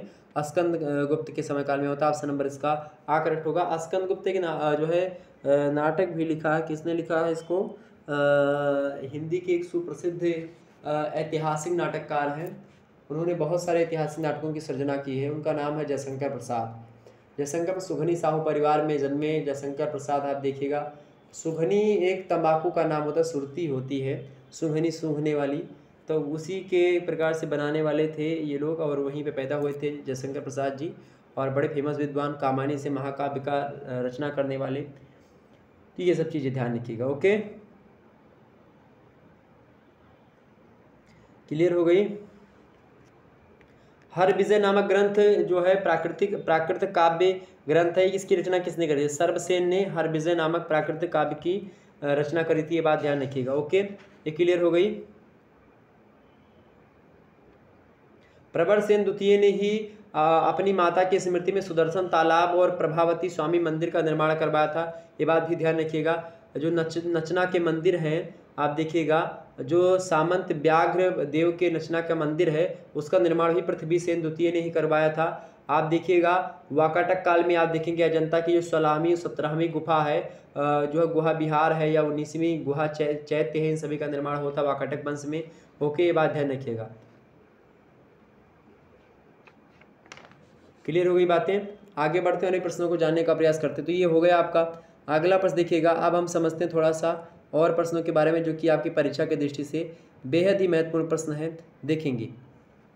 अगला प्रश्न आपके समक्ष आ चुका, सभी लोग वीडियो को लाइक करिएगा। अगला प्रश्न है, वर्धन वंश के बारे में चर्चा करेंगे। 15वां चैप्टर है आपका, हर्षवर्धन, ह्वेनसांग, इन सभी के बारे में चर्चा करेंगे हम। वर्धन वंश के इतिहास के बारे में पूर्ण रूप से जानेंगे। हर्षवर्धन से पहले आप देखिए राजवर्धन है, और प्रभाकर वर्धन इनके पिता हैं राज्यवर्धन और हर्षवर्धन के। राज्यवर्धन हर्षवर्धन दोनों भाई हैं और इनके पिताजी का नाम प्रभाकर वर्धन है। इनकी पुत्री प्रभाकर वर्धन की है, यानी कि राज्यवर्धन और हर्षवर्धन की बहना, उनका नाम है राजश्री। ओके, ये बात ध्यान रखिएगा। और हर्षवर्धन प्रभाकर वर्धन का कनिष्ठ पुत्र यानी छोटा लड़का था। कनिष्ठ माने छोटा, ज्येष्ठ माने बड़ा। ओके, ये बात ध्यान रखिएगा। और अभी कहीं ना कहीं पे आप देखिएगा जब प्रभाकर वर्धन की मृत्यु होती है उसके बाद में उसका पुत्र राजवर्धन हर्षवर्धन जो है और हूणों से युद्ध करने हुए गए थे और रानी यशोमती ने भी पति की मृत्यु पर चिता में कूदकर आत्मदाह कर लिया। राजवर्धन अभी अपने पिता की मृत्यु के शोक ही मना रहे थे कि सूचना मिलती है कि उसका जो बहनोई है यानी कि राजश्री के जो पति हैं गृह वर्मा, उनको मालवा नरेश जो देवगुप्त है उसने मार डाला और उसकी बहन को कान्य कुब्ज के कारागार में जाकर के डाल देता। तो इस प्रकार से आप देखिएगा अपने भाई हर्षवर्धन को राजधानी में छोड़ मेरे भाई सेनापति भांडी के साथ जो राजवर्धन होते हैं वो देवगुप्त को दंडित करने के लिए निकल पड़ते हैं। और मालव राज देवगुप्त का मित्र गौड़ नरेश शशांक जो था उस समय मालवा में ही था और इससे क्या होता है कि पहले ही राजवर्धन को सफलता मिलती कि गौड़ नरेश शशांक ने धोखा देकर के उसकी हत्या कर दी। और हर्षचरित के टीकाकार शंकर ने कहा कि शशांक ने राजवर्धन के समक्ष आत्मसमर्पण एवं अपनी पुत्री के विवाह का प्रस्ताव रखा। अतः राजवर्धन असावधान होकर के वार्ता स्वरूप अपनी सुरक्षा का ख्याल किए बिना शशांक के महल जा पहुँचे, जहां भोज के अवसर पर गौड़ नरेश शशांक ने राजवर्धन की हत्या कर दी। और मधुबन बांसखेड़ा लेख से पता चलता है कि राजवर्धन की मृत्यु से पूर्व मालवा नरेश देवगुप्त को मार डाला था। तो इस प्रकार से आप देखिएगा कि राजवर्धन के बारे में कुछ बातें थी जो कि मैंने आपको बता दी। हर्षवर्धन जब इनकी मृत्यु हो जाती है तब जो है ये आते हैं, आप देखते हैं कि जो है लगभग 606 ईस्वी से लेकर के जो है और 647 ईस्वी तक का जो समय काल है। 606 ईस्वी में हर्षवर्धन गद्दी पर बैठते हैं, 647 ईस्वी तक शासन होता है हर्षवर्धन का और अंतिम हिंदू सम्राट के रूप में एक प्रकार से बड़े स्तर पर हर्षवर्धन ही रहते हैं। और यहीं से आप देखिएगा इसके बाद से ही थोड़ा थोड़ा जो है एक प्रकार से डमाडोल होने लगता है सिंहासन। ओके, हर्षवर्धन आप देखिएगा बहुत सारे सिंहासन जैसे ही ग्रहण करते हैं इनके समक्ष बहुत सारी समस्याएं आती हैं। हर्षवर्धन के समय में बहन राजश्री का पता लगाना, बहन इनकी चली गई थी जंगल की ओर पता नहीं कहाँ जब उनके पति की मृत्यु हो जाती है। इसके बाद में गौड़ नरेश शशांक के ज्येष्ठ भ्राता राजवर्धन की मौत का बदला, यानी कि जो राजवर्धन को मार दिया था गौड़ नरेश शशांक ने, उससे बदला भी लेना था। गृह वर्मा की मृत्यु के उपरांत जो कान्यकुब्ज का सिंहासन था उसके उत्तराधिकारी का प्रश्न हल करना था। इसको वर्धन वंश और मौखारी वंश के शत्रुओं से दोनों वंशों की रक्षा करनी थी हर्षवर्धन को। वर्धन वंश की प्रतिष्ठा की पुनर्स्थापना करना भी था और उन सभी राजाओं एवं सामंतों को दंडित कर अपने अधीन लाना था जिन्होंने परिस्थिति का लाभ उठाते हुए स्वतंत्रता घोषित कर दी थी। इस प्रकार से हर्षवर्धन की बात की जाए, आप देखिएगा हर्षवर्धन के समय जब ये गद्दी पर बैठता है इसके समय में इतना ज़्यादा जो है समस्याएं आती हैं, लेकिन इन सभी समस्याओं का सामना करते हुए हर्षवर्धन आप देखिएगा फिर भी बहुत ज़्यादा एक प्रकार से डटकर सामना करता है। और आप देखिएगा इसी के समय काल में ह्वेनसांग जो होता है वो भारत में आते हैं। 14 वर्ष तक जो है लगभग ह्वेनसांग भारत में रहता है। 630 से लेकर के 644 ईस्वी तक जो है यहाँ पर रहता है ह्वेनसांग। ओके, ये बात ध्यान रखिएगा।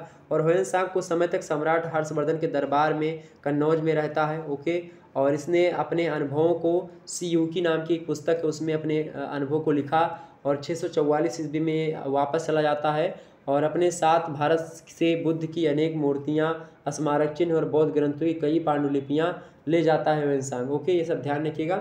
आगे हम बढ़ते हैं और प्रश्नों को समझने का प्रयास करते हैं।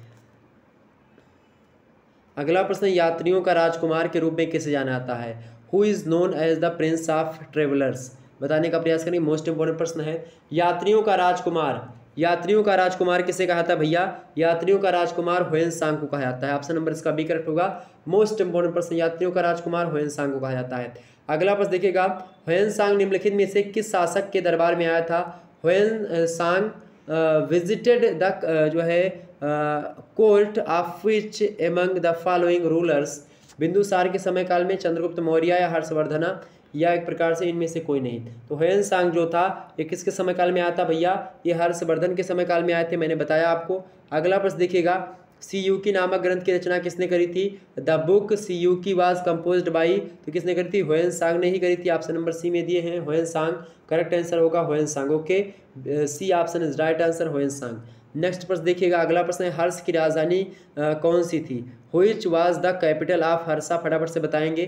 तो हर्षवर्धन की राजधानी या हर्ष की राजधानी क्या थी? वाराणसी थी, कन्नौज थी, आगरा थी, उज्जैन थी, बताएं सभी लोग फटाफट से बताएं। तो क्या थी? हर्ष की राजधानी कन्नौज थी। ऑप्शन नंबर इसका बी करेक्ट होगा। अगला प्रश्न देखिएगा, हर्षचरित्र की रचना किसने करी थी? हु वाज, मतलब कि हु रोट हर्षचरित्र? तो मैंने बताया था ये बाणभट्ट की रचना है। ओके, और बुद्ध चरित्र की रचना किसने करी है?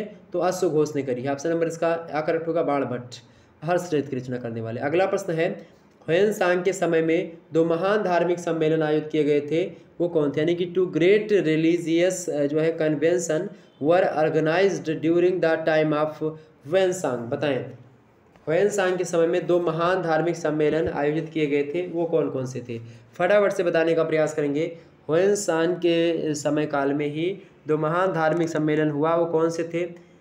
तो सम्मेलन था मेरे प्यारे दोस्तों कन्नौज और प्रयाग का जो सम्मेलन था वही। ऑप्शन नंबर इसका D option is right answer. अगला प्रश्न देखिएगा आप सभी लोग, ह्वेन-सांग को दूत के रूप में हर्ष के दरबार में किसने भेजा था? हु सेंट ह्वेन-सांग एज अ जो है इनवॉय टू हर्षास कोर्ट, बताएं। ह्वेन-सांग के दरबार में, ह्वेन-सांग को दूत के रूप में हर्ष के दरबार में किसने भेजा था? बताएं फटाफट से बताने का प्रयास करें। किसने भेजा था भाई? तो इसको भेजा था किसने? किसने भेजा था भाई?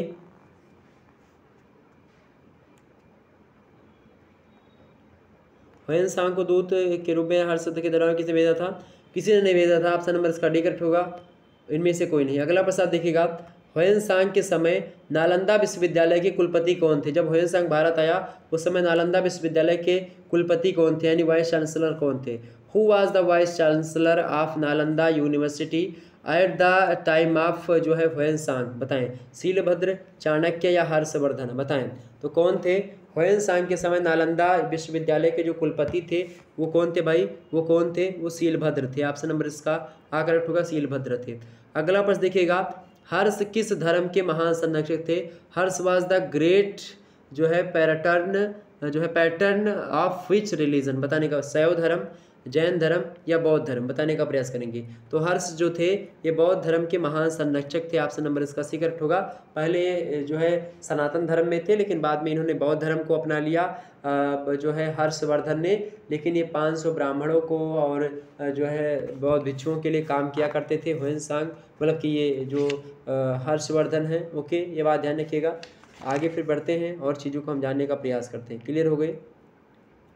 अच्छा, बांसखेड़ा और मधुबन अभिलेख में किस वंश की जानकारी मिलती है? तो वर्धन वंश की जानकारी। आपसे पूछता है कि वर्धन वंश की जानकारी किस अभिलेख में मिलती है, तो आप बताएंगे बांसखेड़ा और मधुबन अभिलेख में हर्षवर्धन यानी कि वर्धन वंश के बारे में जानकारी मिलती है। ओके, ये बात ध्यान रखिएगा।